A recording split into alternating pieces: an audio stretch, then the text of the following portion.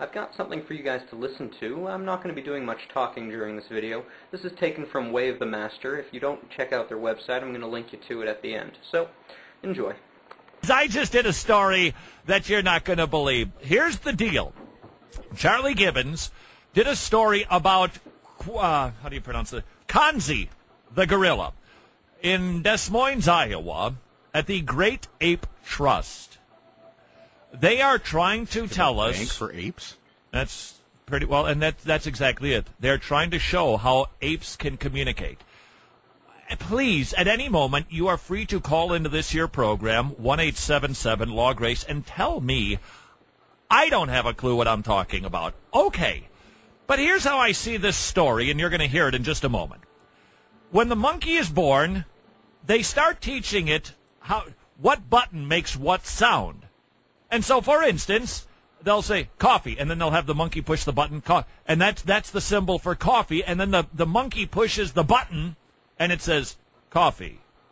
Coffee. Okay, we do that with my grandkids. And do we not do that with dogs? Sit, and you push their backsides down. Sit, fetch, stay. And we would never go, oh, they're communicating with us. No, Pavlov. They just get trained and they learn it and they get a little surprise treat when it's all done and they mimic it. That's not communicating. Nevertheless, Charlie Gibbons gave it a go, setting this up, taking us to Des Moines, Iowa, to tell us that we are now just like the monkeys because they can communicate. A little bit of conversation with our closest cousins in the animal world. We're talking about apes, who, it turns out, can do quite a bit of communicating of their own. Hold it! Charlie, pushing a button to make a sound is not communicating. Some fascinating new research is expanding what we know about animal intelligence. I can't help but wonder how much grant money they got for this. They could have. I would have done it for half. Happily, I would have done it for half, and I would have used my dog, Charlie, and we would have just spent some time together, and I could have showed them how dogs can communicate too. It's called training. This is not communicating. This is training. Had a little chat with the chimps. The Great Ape Trust in Des Moines, Iowa is home to 7 bonobos and 3 orangutans. If you think Iowa might be a strange place for them, don't say it out loud. These apes understand English. No! They don't. They've been trained. Furthermore, isn't it bonobos? He said bonobos or something? Dog. They're part of groundbreaking language research, where 26-year-old Kanzi and his colleagues are taught to communicate by pressing lexicograms. That's not communicating. More than 350 symbols that represent thoughts and objects. Now, if they had walked up to the people and said, excuse me, if you could set up a system for me to push the button so that I could communicate to you my wants and needs, now we'd be talking. But this ain't talking. Gorilla. Qualitatively, there is no difference between Kanzi's language and my language. Actually, there is. They're pushing a button and a recorded voice is speaking. The monkey isn't walking around and saying, excuse me, I've got a flea right in the middle and I can't pick it off of myself and eat it. Would you grab that for me? It's a matter of degree. The key, the researchers say, is to start teaching them when they're young. When I'm around them, we just kind of talk normally. I use my normal vocabulary, my normal voice. How much? How much for the Great Ape Trust? Sound beyond belief? Yeah. I sat down with Kanzi, the bonobo. You, Kanzi, are the first ape that I've ever interviewed. Okay, forget Charlie Gibbons. This is a highlight in television right here. This is the guy who's going to go home and say, honey, I sat there with my blue blazer on, and I tried to sound like I was having a chat. Kanzi, can you show me an egg? Egg.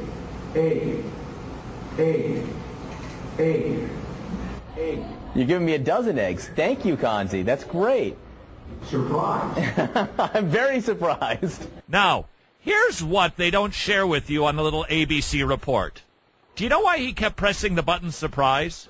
Because Kanzi the bonobo, or however you accent the syllable. The talking ape. He said they didn't share this, but you have to go look at the transcript of the whole deal, which I have in front of me. Surprise is the button that he pushes when he wants a chocolate treat. So the ape wasn't communicating, hey, aren't you surprised that I'm able to press the button egg, egg, egg 6 times? He wanted his reward. Kanzi, can you show me M&Ms? These conversations M&Ms. help scientists learn about these It's not a endangered apes conversation!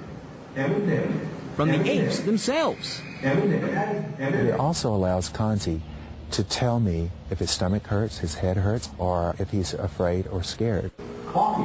Do you like coffee? Coffee. Coffee.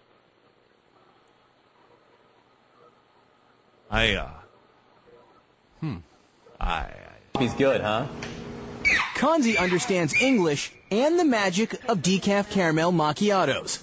After all, he does share 98% of his DNA with humans. Falsehood! This is just not honest, my evolutionary friends. The 98% of the DNA that we share with monkeys. Now, did that not make it sound like all the DNA in your body, 98% of it matches? That is so inaccurate. It is only the protein DNA, which is, I believe, approximately 1% of the DNA that you have in your body. 98% of the 1% matches. Oh, that's different, isn't it? Ay, ay, ay, ay, ay, ay, ay. All of this in an effort to prove that you are a monkey's uncle and that we evolved. Wait a second. Hold on a second. I'm getting a news story in my ear right now. Uh-huh. Yes. At a church. Really? Okay. This is embarrassing. Wow. I have been way too severe and way too critical of the ABC report. Well, apparently, monkeys, well, they do communicate. Tom in the Box reports the interdenominational Riverside Church in New York City, until recently pastored by Dr. James Alexander Forbes, Jr. But Forbes' recent retirement brought the need to search for a new pastor. Numerous resumes and applications were examined until finally the committee just found the, quote, right person for the job. Coco, the talking gorilla. Coco, the 36-year-old gorilla famous for supposedly being able to communicate with humans through the use of American Sign Language. While some have questioned as to whether or not Coco has truly developed the ability to have independent cognitive thoughts, many herald her accomplishments as a major breakthrough in connecting humanity with its evolutionary past. Coco gladly accepted the call to pastor the church, signing the phrase, I for kitten, apple, apple, apple, in the sky, apple, which was interpreted by her translator to mean, I gladly and wholeheartedly accept this gracious opportunity to lead this congregation on the pathway of faith. Coco preaches her first sermon next Sunday. A translator will be present at every service to interpret her sign language, and Coco will be rewarded with bananas after every message. My apologies to Charles Gibson and everybody at ABC. I didn't know that. Promiscuous teleology. That's right. Promiscuous teleology is the headline that only Albert Mohler at his blog could write and have people actually read it, citing a shocking study from some non-creation believing psychologists at Yale University. You can find this at albertmohler.com. This is one of those websites, really it's worth having on your little clicky-click deal. I don't want to use the technical term, because I don't know it. But whatever you do to make, the websites that you check out every day, Albert Mohler, always a wonderful read. A pair of psychologists at Yale are explaining why so many people in America reject the evolutionary theory. Don't forget, the majority of the people in this nation believe that God was involved in creation. 47% believe that it was done pretty much the way we see it today in less than 10,000 years ago. That's 47%. If you add onto that those people who believe God were involved in some sort of process in the creation, we're definitely the majority. Don't let anybody tell you otherwise. These people do not believe that we were created. They are evolutionists themselves, and they're not happy with the whole creation thing that's happening. And by the way, once again, let me remind you, please be praying for Answers in Genesis. Their museum started up on Monday, on Memorial Day, and I do believe 4,000 visitors attended the first day, picketers. Edwin Kagan, he's one of the American evolutionists. I believe he's with Ellen Johnson's organization. Edwin Kagan stated, just, this creationism, they're Nazis. This is child abuse. You know, why do atheists care at all? Why don't they just let the other cosmic goo be? Why do they have any concern about what we teach about creation? Oh, yeah, I remember. They got an axe to grind with God.